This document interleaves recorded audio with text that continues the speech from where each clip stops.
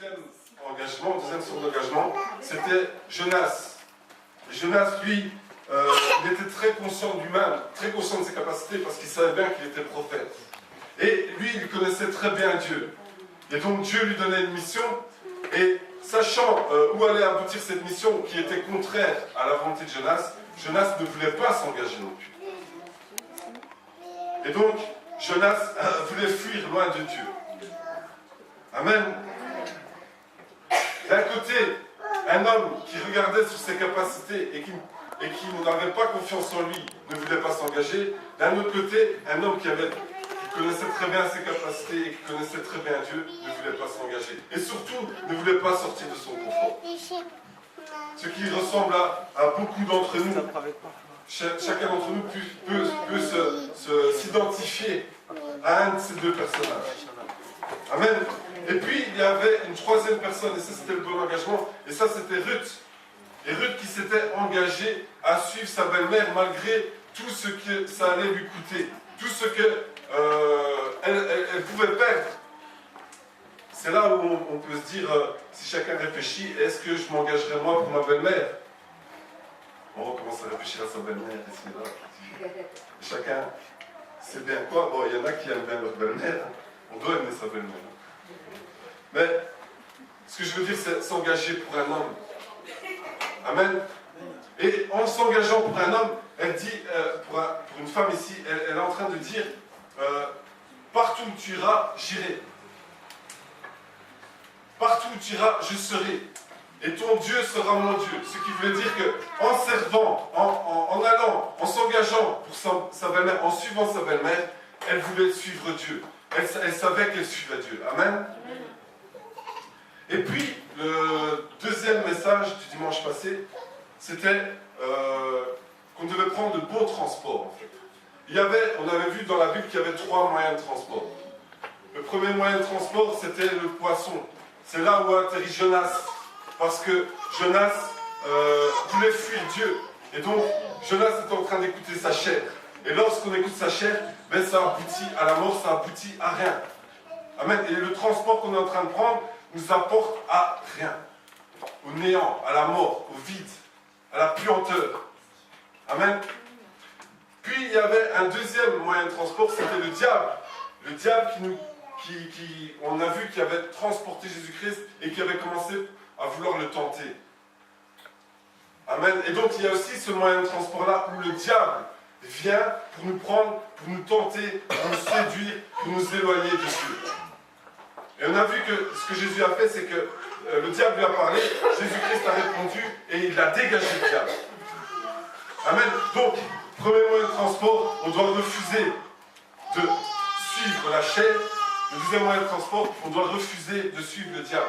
Et puis on avait vu que Dieu avait libéré le peuple d'Égypte, le peuple d'Israël d'Égypte, il l'avait libéré, et il est écrit qu'il l'a pris sur ses ailes d'aigle et il l'a transporté. Amen. Il l'a porté sur ses ailes d'aigle. Il l'a protégé par ses ailes. Il a empêché que le peuple d'Israël puisse tomber. Il l'a rattrapé. Et chaque fois qu'il tombait, il le rattrapait, il le redressait. Amen. Et donc ça, c'est le bon moyen de transport. Parce que ce moyen de transport-là nous amène à la vie et à l'abondance. Parce que les autres moyens de transport nous amènent à la mort. Et le moyen du diable, lui, nous amène à être égorgé, être détruit, être volé. Amen. Et Dieu, lui, il nous amène à l'endroit où coule le lait et le miel. C'est-à-dire l'endroit où nous allons vivre la paix, la joie. Nous allons être dans l'abondance. Nous allons être dans l'épanouissement. Parce que, quoi qu'on puisse vivre sur la terre, parce qu'on aura toujours des épreuves, il y a toujours le vent de Dieu, le vent du Saint-Esprit qui vient et qui nous fait du bien. Amen. Alors, aujourd'hui, oui, et puis on a vu aussi que pour rester sur le bon moyen de transport, il fallait puiser à la bonne source. Parce qu'il y a des mauvaises sources. Il y a des sources amères. Il y a des sources qui nous emmènent à l'amertume. Il y a des sources qui nous emmènent à la querelle, à la dispute. Il y a des sources qui nous emmènent à la violence, et tout ce que vous pouvez imaginer.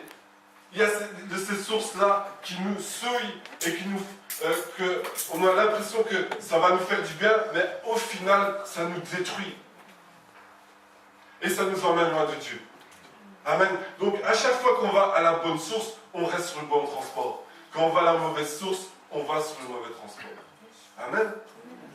Alors aujourd'hui, pendant peu de temps, je vais encore appuyer encore un peu sur l'engagement.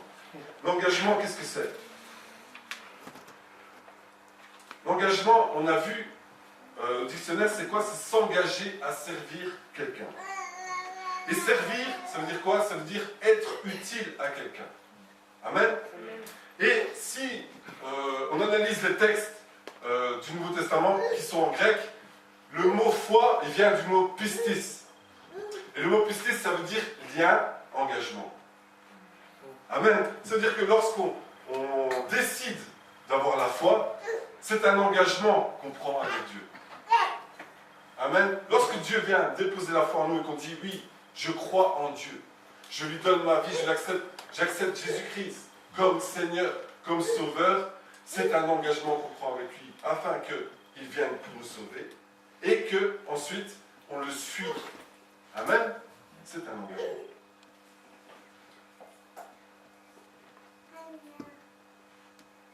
On va prendre notre premier texte. 1 Samuel 16, 7.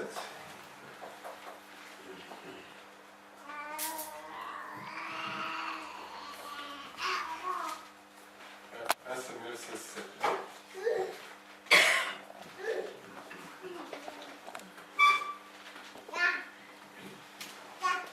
Et l'Éternel dit à Samuel, ne prends point garde à son apparence et à la hauteur de sa taille, car je l'ai rejeté. L'Éternel ne considère pas ce que l'homme considère. L'homme regarde à ce qui frappe les yeux, mais l'Éternel regarde le cœur. Amen. Un très beau verset. Le contexte de ce verset, c'est, évidemment, vous connaissez tous, David. C'est l'histoire de David. Donc, l'Éternel envoie Samuel, son prophète, pour aller, pour une mission spécifique, il doit aller moindre quelqu'un comme roi. Amen. Il doit aller moindre dans cette famille, dans la famille d'Isaïe. Il doit aller moindre un enfant roi. Et Samuel arrive et il voit une grande personne qui en impose. Et il est, pardon, il est dit que, et c'est le premier, c'est l'aîné, et il est dit que Samuel dit, oui, ça doit être celui-là. Ça doit être celui-là parce qu'il en impose, il présente bien. Et pourtant l'Éternel dit, non, ce n'est pas lui. Amen. Et donc, c'est là où on doit toujours faire attention. Parce qu'on sait que lorsque on est avec Dieu, Dieu ne raisonne pas comme nous. Jamais. Dieu ne raisonne jamais comme nous. Et ce que Dieu fait, il ne le fera jamais comme nous. Et sans son esprit, on ne peut pas comprendre Dieu. Amen, on le sait. On le prêche tout le temps. On le sait. Et donc, Dieu, lui, ne considère pas ce que l'on considère. Ça veut dire que parfois, on va réfléchir d'une certaine manière et on va considérer certaines choses. On va se dire, oui, ça c'est bon, oui, je dois faire comme ça. Et pourtant, Dieu n'est pas dans ces choses-là. Il n'est pas avec ces choses-là. Il a déjà rejeté ces choses-là. Amen. C'est là où on doit toujours être en harmonie avec Saint-Esprit. Amen. Pour pouvoir comprendre les choses de Dieu. Ensuite, il est dit, l'homme regarde ce qui frappe les yeux, mais l'Éternel regarde nos cœurs. Amen. Donc Dieu, sans cesse, regarde notre cœur. Et regarde les dispositions qu'il y a dans notre cœur. Et chaque fois qu'on se présente devant Dieu, Dieu ne considère pas ce qu'on considère. Il ne regarde pas ce qu'on regarde, mais il est en train de regarder notre cœur. À chaque fois qu'on arrive devant Dieu, Dieu regarde notre cœur. Et qu'est-ce qu'il y a dans notre cœur?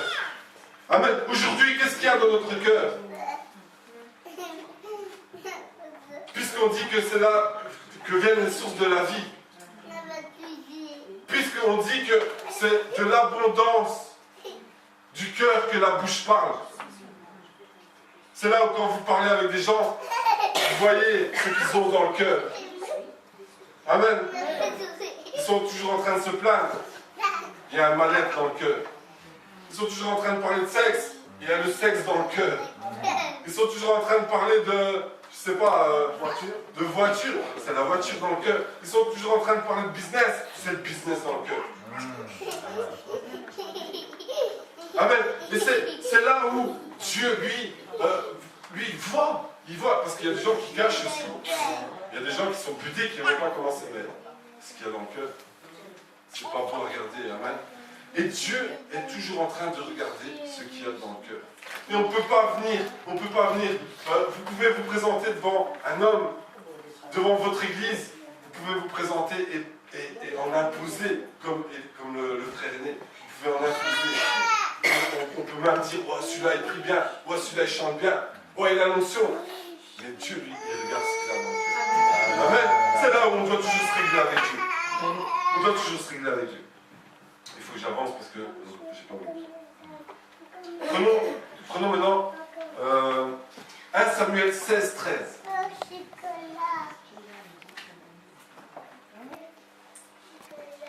1 Samuel 16, 13. Samuel prit la corne d'huile et l'oignit au milieu de ses frères. L'Esprit de l'Éternel saisit David à partir de ce jour et dans la suite. Amen. Amen. Encore une fois, le contexte, c'est quoi?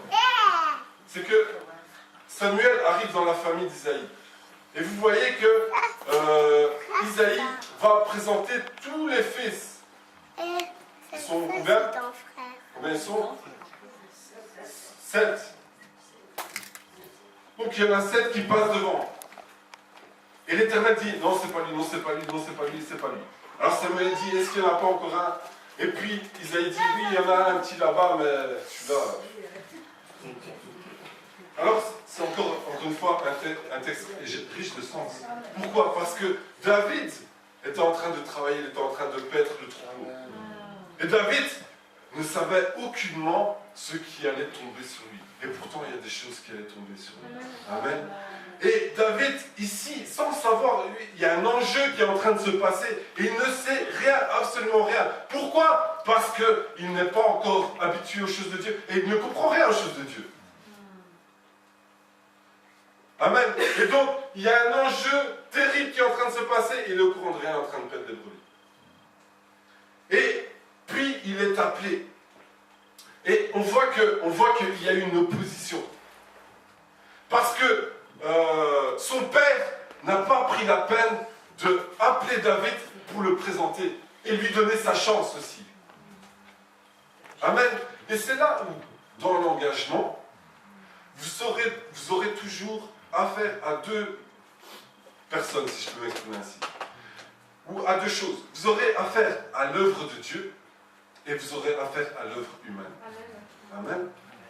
C'est ça qu'on doit savoir, toujours dans la tête.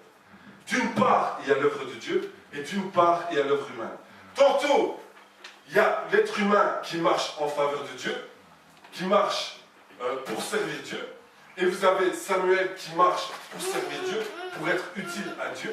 Mais puis, vous avez l'être humain qui est là pour vous empêcher de rentrer dans le plan de Dieu.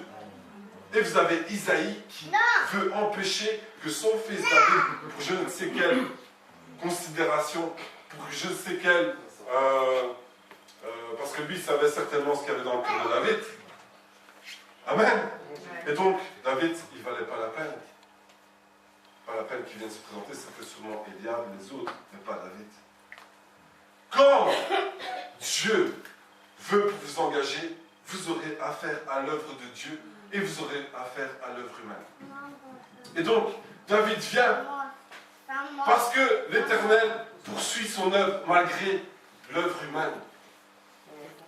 Parce que rien ne peut empêcher l'œuvre de Dieu. Amen. Et c'est là que des fois on dit, oui, je suis saboté, oui, on m'empêche de faire des choses, etc., etc. Mais sache que Dieu est au contrôle. Amen. Et que parfois, il y a un temps. On va le voir, il y a un temps avant que Dieu puisse faire ce qu'il a décrété vis-à-vis de toi. Alors, David arrive. Et puis, Samuel dit, c'est lui, il prend la corne d'huile, il loin au milieu de ses frères. C'est David qui est choisi. Et qu'est-ce qu'il est dit? l'Esprit de l'Éternel saisit David à partir de ce jour et dans la suite. Amen. Ça veut dire quoi? Ça veut dire que l'Esprit de Dieu est descendu, a touché David, et David n'a plus jamais été le même. Amen. Amen. Amen. David n'a plus jamais été le même. Et qu'en est-il de nous lorsque l'Esprit de Dieu descend sur nous? Est-ce qu'on est encore le même? Amen. Comment raisonne-t-on? Comment réfléchit-on? Et comment agit-on? David était loin de s'imaginer qu'il allait rencontrer Dieu, que son esprit allait être déposé sur lui. Amen. Et nous tous, moi-même, j'étais loin d'imaginer qu'un jour j'allais rencontrer Dieu. J'étais pourtant élevé avec des valeurs chrétiennes, puisque ma mère était fort croyante. Elle l'est toujours. Elle est toujours. Et donc elle m'a élevé d'une manière chrétienne. On était élevé quand même d'une façon peut-être catholique, mais on lisait la Bible et on n'allait pas vers les maris, vers les saints, des trucs ainsi. Mais j'étais élevé avec des valeurs chrétiennes, mais j'étais pas croyant. J'étais pas croyant. Et un jour, il y a une personne qui vient et qui me dit Dieu va faire de toi un pécheur d'hommes. Je dis, ouais, ok, moi je veux bien croire ce que tu dis, et ben, qu'il le fasse alors. Dans ma tête, hein. Amen. Et je marchais, je faisais ma petite vie, et Dieu est venu à ma rencontre. Et son esprit est venu sur moi. Il s'est déposé sur moi. Et je suis quand même resté le même. Parce qu'il a fallu mon temps pour comprendre les choses de Dieu. Il a fallu que je laisse l'Esprit de Dieu prendre toute la place en moi pour changer. Et il me change encore. Amen. Il me change encore. Et c'est là où, parfois, on se promène dans la vie. On fait ses affaires. On a des blessures. On a été blessé, on a été humilié, on a été manipulé, on a été trahi, etc., etc. Et Dieu vient à notre rencontre pour nous changer, afin que nous ne soyons plus les mêmes et afin que nous puissions le servir. Et on est loin de s'imaginer qu'un jour Dieu, le Dieu créateur, puisse venir à notre rencontre pour nous changer. Amen. Donc Dieu vient avec David et l'Esprit de l'Éternel saisit David. Et à partir de ce moment-là, en fait, David est loin pour devenir roi. Mais il y a un problème. Il y a un problème, c'est quoi? C'est qu'il y a déjà un roi. Il y a déjà un roi là qui est en train de régner sur Israël. Or Dieu, c'est pas quelqu'un qui vient mettre la pagaille. Amen. C'est pas quelqu'un qui vient mettre du désordre. Mais Dieu a déjà rejeté Saül parce que Saül est un roi rebelle qui n'écoute pas Dieu. Et donc Dieu choisit maintenant l'homme selon son cœur. Amen. Et donc David vient. Mais est-ce que David va commencer à faire la révolution? Il va commencer à faire la rébellion pour dire l'Éternel m'a oint, donc maintenant, parce que je suis oint, Saül tu dois dégager, venez tous avec moi, on va tuer Saül. Ou bien alors il s'en va loin en Égypte, je ne sais pas où, que c'est moi qui puisse régner. Ça ne se passe pas ainsi. Ça ne se passe pas ainsi. Parce que dans l'histoire de David, il y a tellement d'enseignements à retirer. David a des actions tellement sages que c'est ça que nous devons nous inspirer. Amen. Et David donc arrive, il poursuit son chemin, il sait que maintenant il est loin pour une mission particulière. Mais la très grande force de David, c'est qu'il laisse le temps à l'Éternel pour accomplir ce que Dieu a prévu dans sa vie. Amen. Et c'est là où Dieu peut dire, voilà, toi, un tel, tu es prophète. Toi, un tel, tu es prédicateur. Toi, un tel, tu es, je ne sais pas, apôtre, je ne sais pas, tout ce que vous voulez. Mais il y a un temps avant que tu arrives là où Dieu veut te faire arriver. Amen. Il y a un temps. Il ne faut pas commencer à faire la révolution. On ne croit pas en moi. On ne me donne pas ma chance. On me sabote. Il y a un temps. Et c'est là où on peut voir David. On continue dans son engagement parce que Dieu, dans son engagement, lui donne l'esprit et David, dans son engagement, suit Dieu. On voit maintenant 1 Samuel 16, 18.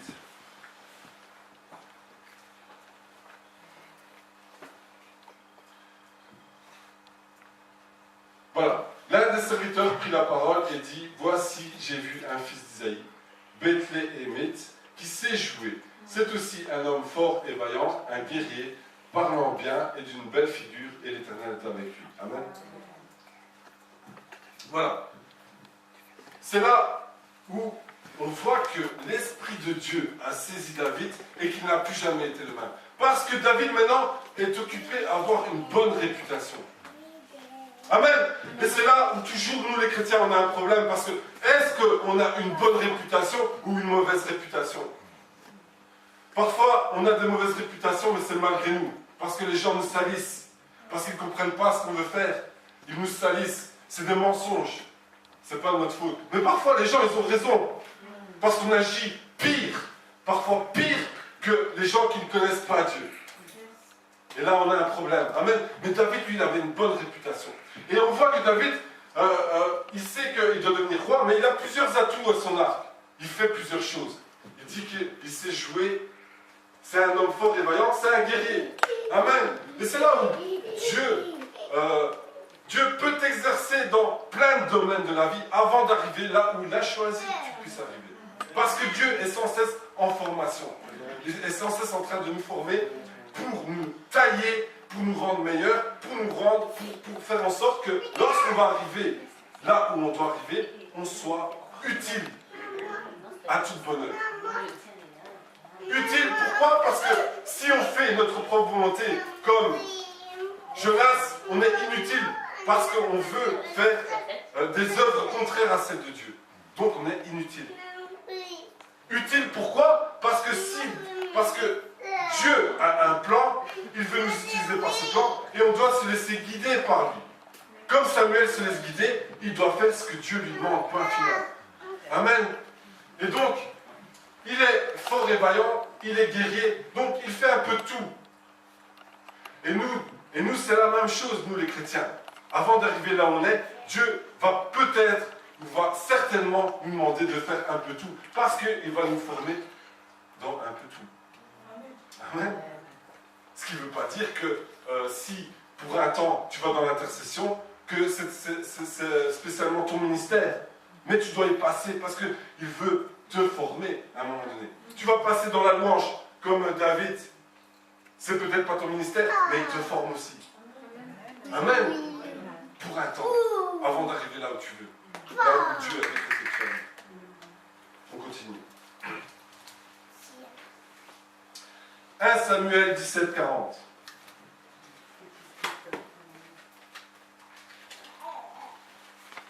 Samuel 17, 40.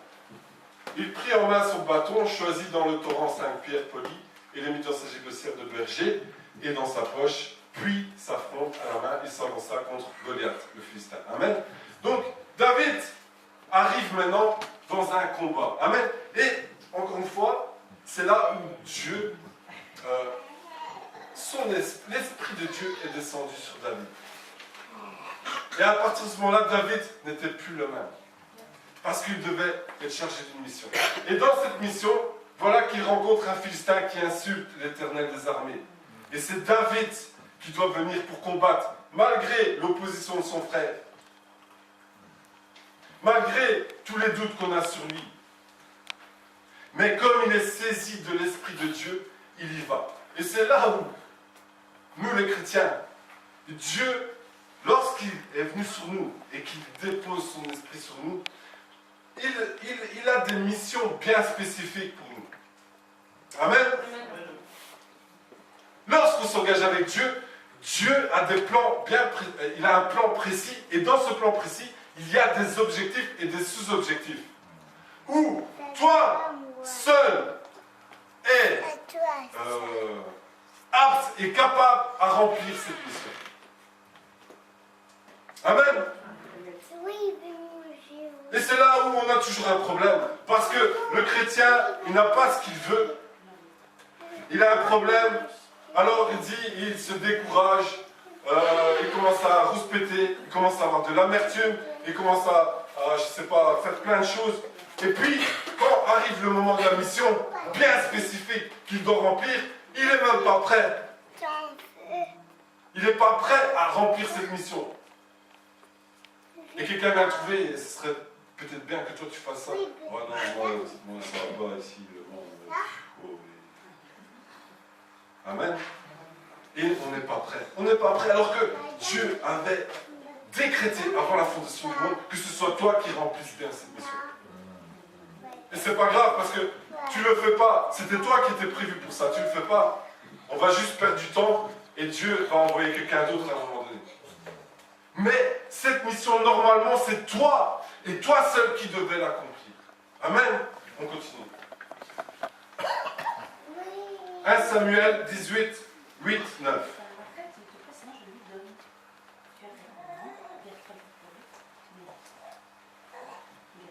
Saül fut très irrité et cela lui déplut. Il dit, on en donne 10 000 à David et c'est à moi que l'on donne les 1000. Il ne lui manque plus que la royauté.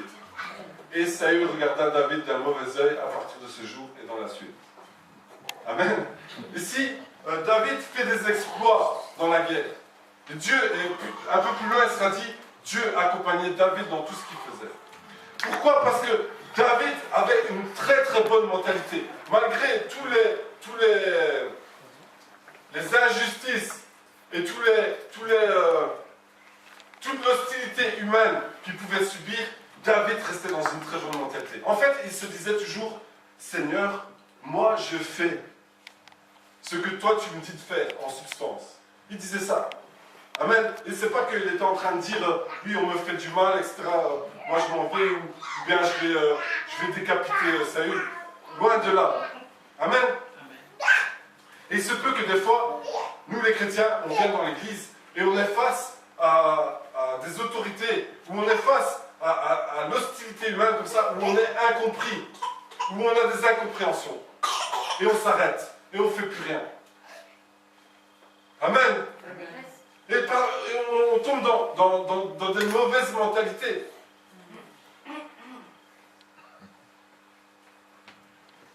Et David, lui, il savait qu'il devait être roi. Il savait que Saül était vraiment, à partir du moment où il était un roi, il savait que Saül n'était plus dedans.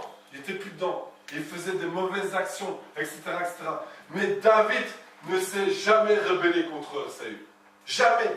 Il a eu l'occasion de tuer par 2 fois Saül. Il ne l'a jamais fait. Et lorsque Saül lui disait, va faire ça, il le faisait. Lorsque Saül lui disait, si tu fais ça, je te donne ça, après David revenait, et il n'avait pas ce que Saül avait prévu. Il dit une deuxième fois, va faire ça, il le faisait quand même. Amen. Parce que David n'était pas centré sur l'être humain.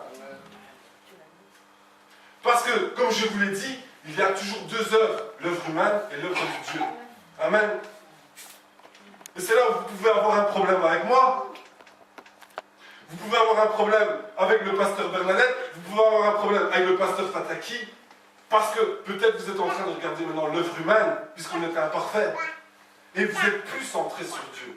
Et on s'arrête, et c'est foutu. Et les missions spécifiques, les objectifs spécifiques que Dieu nous donne, on ne les remplit pas. Parce qu'on regarde à l'œuvre humaine. Amen. Et parfois même, dans notre œuvre humaine, Dieu nous utilise. Et on croit que les autorités sont en tort et ils ne sont pas en tort. Amen. Et on s'arrête. Mais David, lui, il continue. Il sait qu'il y a quelque chose qui dépasse son intelligence. Et que si Dieu a prévu quelque chose, il le mènera à bonne fin. Amen. Dans ton engagement, c'est ça en fait. Tu t'engages, non pas pour l'être humain, non pas pour une œuvre humaine, mais tu t'engages pour l'œuvre de Dieu.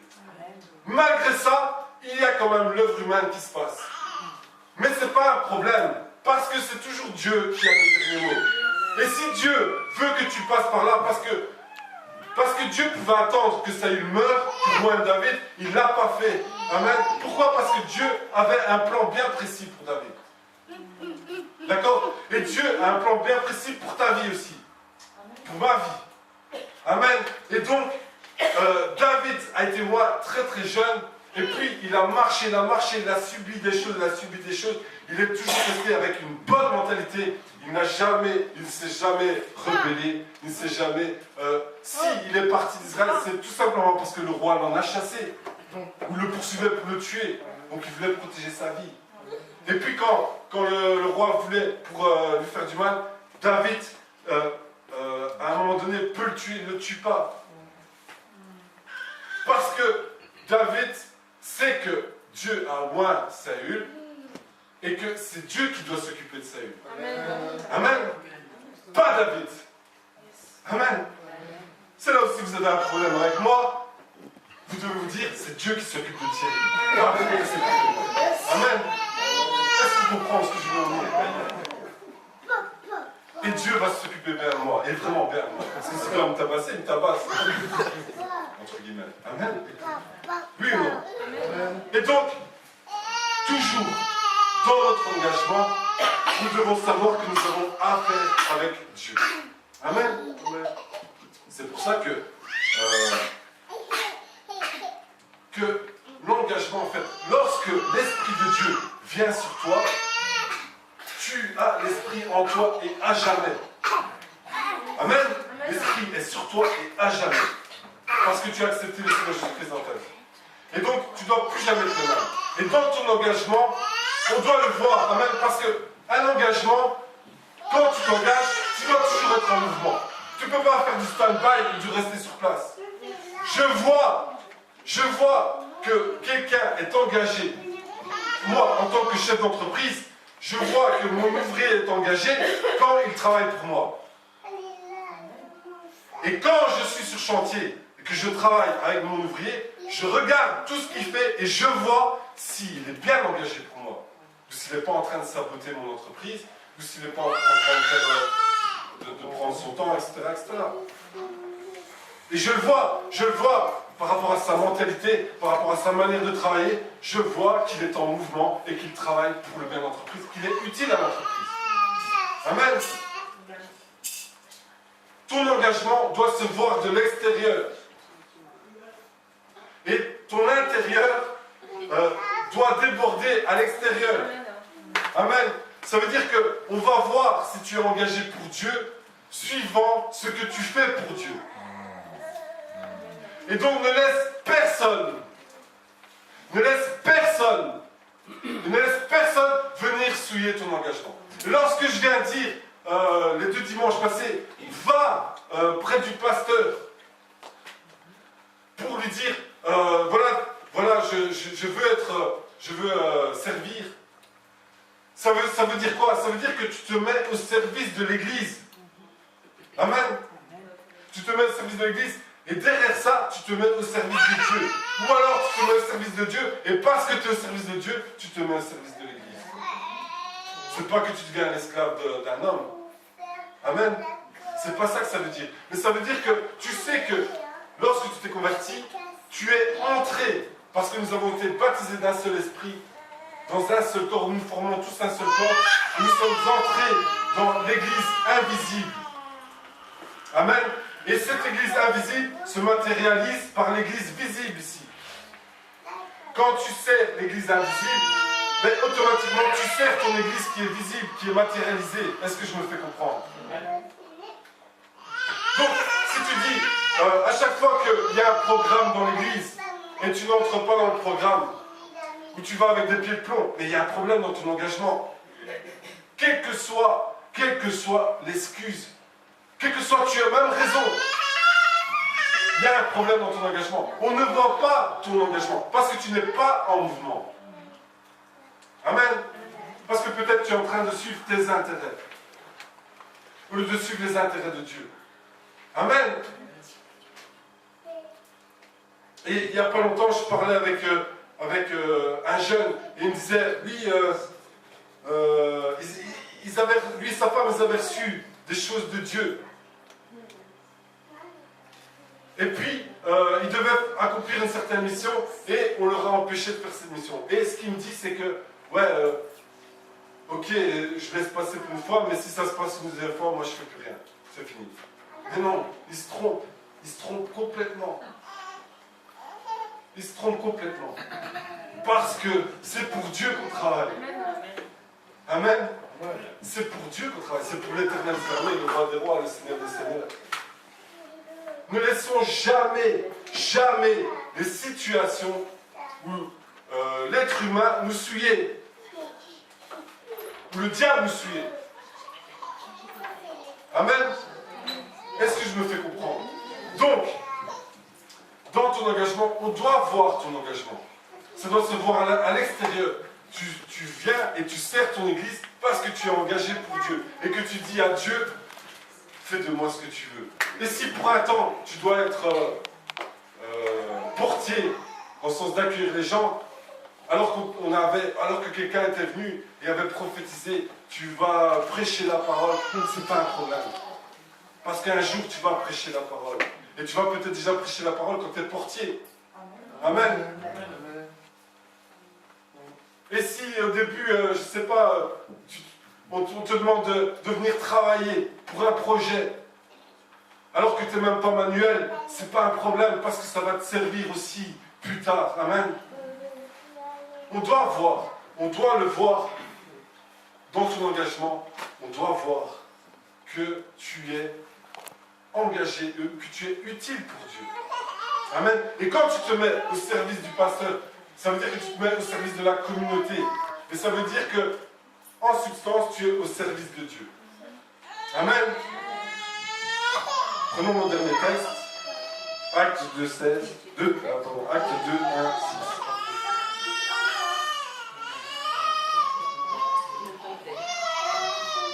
Acte 2, 1, 6. Et je vais conclure par là.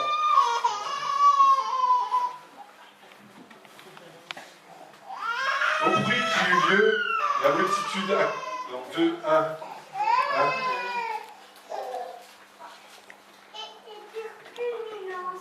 Le jour de la Pentecôte, ils étaient tous ensemble dans le même lieu. Tout à coup, il vint du ciel un bruit comme celui d'un vent impétueux, et il remplit toute la maison où ils étaient assis. Des langues semblables à des langues de feu leur apparurent, séparées les unes des autres, et se posaient sur chacun d'eux. Et ils furent tous remplis du Saint-Esprit, et se mirent à parler en d'autres langues selon que l'Esprit leur avait exprimé. Or, il y avait en séjour à Jérusalem des Juifs, hommes pieux, de toutes les nations qui sont sous le ciel. Au bruit qui eut lieu, la multitude accourut, et elle fut confondue parce que chacun les entendait parler dans sa propre langue. Amen. Pour conclure, c'est là où Dieu s'est engagé. Il était venu près des apôtres, il avait dit aux apôtres, rassemblez-vous, priez, et vous recevrez une puissance d'en haut, le Saint-Esprit qui viendra sur vous, et qui vous rendra utile à toute bonne œuvre. Amen. Et il est dit qu'il y a eu un vent impétueux. Et qu'il est dit que les gens ont entendu ce vent impétueux. Et ça veut dire quoi? Ça veut dire que lorsque le Saint-Esprit vient sur ta vie, lorsque tu es loin du Saint-Esprit, Dieu en personne vient dans ta vie. Et tu deviens le temple du Saint-Esprit. Et tu te laisses porter par Dieu. Et ça doit faire du bruit. Amen. Parce que tu dois être en mouvement. Parce que le Saint-Esprit, quand il est sur toi, il t'approche de Dieu. Et quand il t'approche de Dieu, il t'amène à servir Dieu. Et quand il t'amène à servir Dieu, il t'amène à servir les hommes. Et quand il t'amène à servir les hommes, tu vas arracher des ténèbres les gens pour les amener dans les royaumes de Jésus-Christ. Amen. Amen. Et tu es toujours en mouvement. Et quoi qu'on te demande, tu le fais parce que tu sais que ça sert la cause de Dieu. Amen. Et tu es patient. Patient. Parce que David a attendu 15 ans, je crois, avant de devenir roi. Tu es patient. Parce que dans toute chose, Dieu est en train de te former. Amen. Et que peut-être il utilise l'homme, et il m'utilise à moi pour vous aiguiser. Et il vous utilise à vous pour m'aiguiser. Amen. Et donc, c'est pour ça qu'on s'engage pour l'église locale. Et qu'on rentre dans tous les projets. Il y a un projet, on y va parce qu'on sait que ce projet va servir la cause de Dieu. Amen. Et qu'on doit avoir un bon témoignage. Et que ce vent impétueux, il nous saisit. Et que nous-mêmes, on doit être des vents impétueux. Parce que lorsqu'on est saisi par l'Esprit, on devient des vents impétueux. On ne sait pas d'où vient le vent. On ne sait pas où va le vent. Mais on entend le bruit du vent. Mais qu'est-ce qu'on entend des chrétiens? L'orage, les éclairs, la foudre. Non, nous, on est des vents impétueux. Comme cette louange, ou comme Dieu, je ne sais pas, qui disait, ta main me touche, et j'ai senti ce vent chaud, en esprit, me toucher, et m'ébranler à l'intérieur de moi, et venir me porter cette paix et cette joie. Amen. Parce qu'un pasteur disait que il y en a qui se demandent s'ils sont appelés. Mais ce n'est pas la bonne question parce que nous sommes tous appelés. La question, c'est comment tu réponds à l'appel de Dieu. Et il y en a qui se demandent quelle est leur vocation. Mais ce n'est pas encore une fois la bonne question. La question, c'est marche avec l'esprit jour et nuit et tu sauras c'est quoi ta vocation. Amen. Donc, l'engagement, c'est être utile à quelqu'un. Quand tu es utile à Dieu, tu es utile à ton assemblée locale. Amen. Et quand tu es utile à ton assemblée locale, à un moment donné, tu vas avoir des objectifs bien précis que toi seul es capable de remplir. Et Dieu veut t'utiliser pour ça. Amen. Est-ce qu'on comprend? Et c'est pour ça qu'à chaque fois je dis, va voir le pasteur, mets-toi à sa disposition. Que le pasteur sache que le jour où il y a quelque chose de bien spécifique à faire, il peut t'utiliser. Évidemment, si tu ne travailles pas ou si quoi que ce soit. Mais à chaque fois, on peut inventer des excuses aussi. Hein. Amen. C'est ça, en fait. Si je me suis mal fait comprendre les fois précédentes, je pense qu'aujourd'hui, je me suis bien fait comprendre. Amen. L'Esprit de Dieu est descendu sur les apôtres et ça a généré un mouvement. Et ce mouvement a fait qu'ils sont sortis dehors et qu'il y a eu 3000 conversions.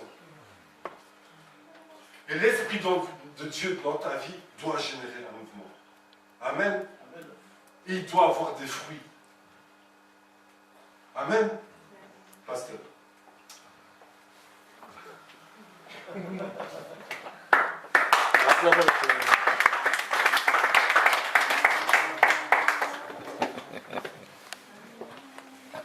Alléluia. Amen. Alléluia. Amen. Alléluia. Amen. Alléluia. Amen. Alléluia. Amen. Alléluia. Amen. Alléluia. Amen. Avant que je commence, regardez, quand je suis entré dans l'église, alléluia, j'ai dit, quel engagement, alléluia, quel engagement, qui a fait ça? Je ne sais personne, jusqu'à présent, je ne sais personne qui a fait ça, je ne sais rien.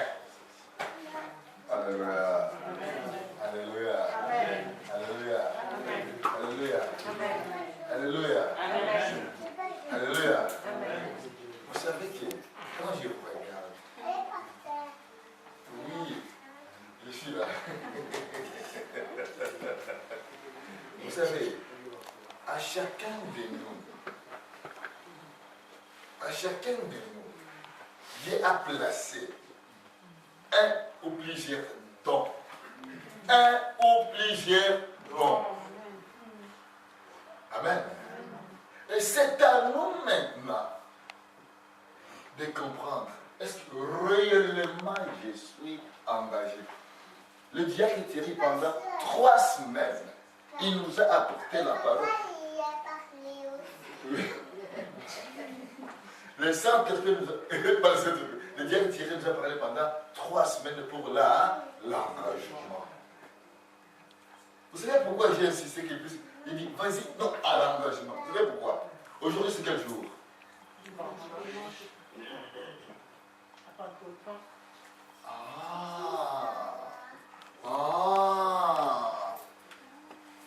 Actes chapitre 2, comme vous avez dit. Le vent impétueux a soufflé. Quand il a soufflé, le peuple était ensemble réunis. Ils ont commencé à parler selon que Dieu Saint-Esprit évitait de parler pour la gloire de l'Éternel. Et à partir de ces jours, l'engagement dans leur vie a été transformé, changé pour la gloire du Seigneur et le Sauveur Jésus-Christ. Amen. Amen. Et vous et vous et moi. Quel est l'engagement? Le diable a dit quelque chose ici qui m'a touché, bouleversé. Il a dit, il est chef d'entreprise. Et dans chef d'entreprise, il regarde ses ouvriers quand ils travaillent. Il dit, cet ouvrier, il travaille bien, il est utile pour moi, il me fait gagner de l'argent. Si lui, en tant qu'être humain, chef d'entreprise, il regarde ce que son ouvrier travaille, parce qu'il est rentable pour la société. À combien de fois le Seigneur saurait qui t'a engagé? À combien de fois, mon frère, ma soeur? À combien de fois Dieu est-il actif? Alléluia. Quel est ton engagement? Le diable a parlé ici beaucoup de choses. J'espère que vous avez compris. Il a parlé beaucoup de choses très puissantes, très percutantes pour la gloire de l'Éternel. Est-ce que vous avez compris? Quel est votre engagement? Quel est votre engagement? Quel est le rôle de Dieu Saint-Esprit que vous avez reçu? Il est là, mais c'est à vous. Et quand le Dieu t'a indiqué, David, il a fallu au moins 15 ans. Mais il avait déjà l'option, n'est-ce pas? Amen. Il attendait quoi? L'accomplissement de ce plan de Dieu. Mais tiens, quelque chose qu'attends-tu? Tiens, qu'attends-tu, mes amis, mes frères, mes soeurs? Qu'est-ce que nous attendons, nous tous? On commence à se retrouver comme des deux clubs. L'église n'est pas une club. L'église n'est pas une club. L'église est le corps du Seigneur et Sauveur Christ. C'est un jour-là de Pentecôte. Quand ce peuple a reçu le Saint-Esprit, la Bible excelle rien qu'il avait. La conversion de 3000 personnes dans un seul jour. Ah, ce que tu as, c'est une puissance, mes amis. Alléluia. Et cette puissance, pourquoi tu gardes ça pour toi? Il dit, oh, je suis bien. Ok, je viens le dire ce dimanche. Ok, je viens le dire ce mardi. Ok, c'est bien dit. Alléluia. Ce n'est pas ça. Ça, c'est la religiosité. Alléluia. L'engagement. Mes amis. C'est pour que Dieu puisse être content de ce que tu fais pour nous. Alléluia. Alléluia. Alléluia. Dieu soit content de ce que tu fais pour lui. Et l'engagement, c'est à tous égards. Parfois, tu ne veux pas faire, mais tu le fais parce que tu es engagé avec le Seigneur. Et Sauveur, Jésus-Christ. Amen. Comme le diable a dit encore, on peut prophétiser pour toi. Tu es appelé pour faire ceci, pour faire ceci. Mais quand tu es engagé, tu attends l'accomplissement de ce que le Seigneur avait dit. On t'a dit par exemple, comme le Dieu a dit, tu es apôtre, tu es prophète, évangéliste, pasteur. Alléluia. Seigneur, ton engagement pour qu'il y ait l'accomplissement de ce qu'on a dit. On dit, ah non, il est temps, non, ça traîne. Alléluia. Alléluia. Alléluia. Ton engagement, vous savez, regardez-moi. Moi, votre pasteur, hein, j'étais déjà diplômé en théologie, en 97. En 97. Hein? Mais le berger de l'église, amen.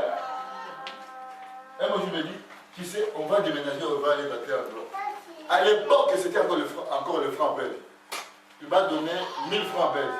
Allez acheter des comment on appelle ça? Des moquettes. Mais c'était des petits moquettes, carré. Que j'ai acheté pour 800 francs belges à l'époque. Je suis venu toute la nuit. J'ai mis, en étant fatigué, j'ai dormi là. Son fils aîné était venu. Elle dit, tonton, il dit, ah, c'est Patrick. Alléluia. Alléluia. Mais quand j'ai sorti pour aller faire l'évangélisation, Dieu faisait des miracles, des signes, des prodiges. Amen. Alléluia. Mais j'étais quoi? En train de faire quoi? J'attendais quoi? L'engagement que tu as. Qu'est-ce que tu attends maintenant? Les petites vieilles choses, tu ne veux pas les faire. Tu attends, non. Qu'est-ce que tu fais de quoi? Des grandes. Tu vas faire au paradis, hein? Alléluia. Amen. Alléluia. Amen. Tu vas aller au paradis, hein? Commence d'abord dès aujourd'hui, peuple de l'Éternel, à faire d'abord des petites choses que le Seigneur se Christ t'a mis à ta disposition au sein de l'église locale, de ton église. Alléluia. Amen. Alléluia. Amen. Alléluia.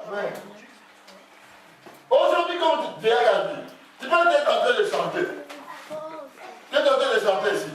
Mais tu sais que demain, 3 000, tu vas être devant 3 000 personnes qui sont en train de parler. Donc, si tu n'as pas chanté ici, est-ce que tu sauras accomplir les grandes choses? Hein? Alléluia. Le Dieu qui nous a apporté la parole, s'il n'a pas commencé, demande ce que je lui faisais. Alléluia. Je dis, viens, à l'église, viens dormir à l'église. C'était pour moi? Ah non, hein? Non, c'était pour le corps du Seigneur et Sauveur, hein, Jésus-Christ. Aujourd'hui, il est là. Partout il peut aller apporter la parole de l'Éternel. Amen. Partout il y a des signes, des prodiges et des miracles qui vont l'accompagner. Mais vous, qu'est-ce que vous attendez? Vous avez non? On peut ordonner, hein? Oh, mon œil, au paradis. Alléluia. Alléluia. Il y a quelque chose que tu dois faire au sein de ton église locale. Jésus-Christ est en train de regarder. Saint-Esprit est en train de regarder. Elle dit, mais je t'ai donné, tu as quelque chose. Tu as quelque chose. Tu as un, j'ai dit bien, un ou plusieurs dons. Alléluia. Un ou plusieurs dons. Mais toi, tu attends Seigneur qui aurait dit, oh, oh, oh, oh, oh. Hey, non, ce n'est pas ça. Commence d'abord à faire ce que le Saint-Esprit te demande de faire. Alléluia. Alléluia. Quand on organise quelque chose au sein de l'église locale, c'est pour toute l'église. Alléluia. Alléluia. Alléluia. Alléluia.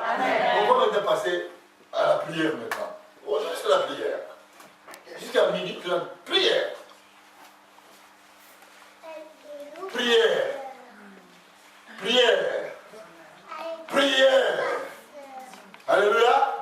Prière. De l'engagement. En Dieu Seigneur et Jésus. On a chanté un chant ici. Je te donne tout, Seigneur. Mes amis, quand je chantais là, j'ai regardé les gestes. Et Yahvé, je comprends ce qu'ils sont en train de chanter. Hein? Si le Seigneur Jésus te dit, ok, maintenant à 15h, va aller faire un travail là pour moi. Tu vas le faire quoi? Oh non, j'ai déjà un micro de qui est là, qui m'attend. Hein? Hein? À midi, autrement à 17, à 13h. J'ai réglé la 13h. Quel engagement que j'ai pour l'Éternel? Alléluia. Alléluia. Vous savez que on est là le matin tous les jours ici à 7h pour prier. Le dimanche, je vais porter le culte. Est-ce que vous le savez? Alléluia. Alléluia. Mais commençons par les petites.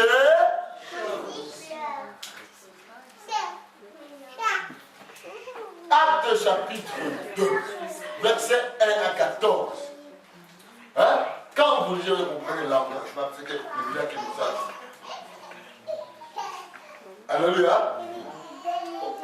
On va chanter. Des moments où vous chantez, c'est celle-là que vous allez chanter là, dernièrement là. Je te donne tout. mais de l'engagement. Tout. Regarde, quand tu fais tout, tu vois, ah, cet argent-là, c'est pour moi. C'est aussi pour moi. L'argent, c'est pour qui? Alléluia. Alléluia. Regardez les problèmes qu'on a. Les enfants, on a les enfants, n'est-ce pas? On voit à 11 h avant de commencer, qu'est-ce qu'on les met? On les met dehors, ou bien on va les mettre chez moi pour faire comment on appelle ça? L'école dimanche. Or, il y a une place là. On a besoin de quoi? On a besoin de ça. Ça, on a besoin de quoi? On a besoin de quoi de la salle? De monitrice. Et la vie de monitrice, on a besoin de quoi? La salle a besoin de quoi? De Tim. De Tim. Si tu ne donnes pas ton plan, si tu ne donnes pas tes Bibles, comment on va donner, on va recevoir cette salle-là pour les enfants? Regarde les enfants qui sont comme ici. Alléluia. Alléluia. Alléluia. C'est ça l'engagement. Il y a des moniteurs, des monitrices. Ils sont là.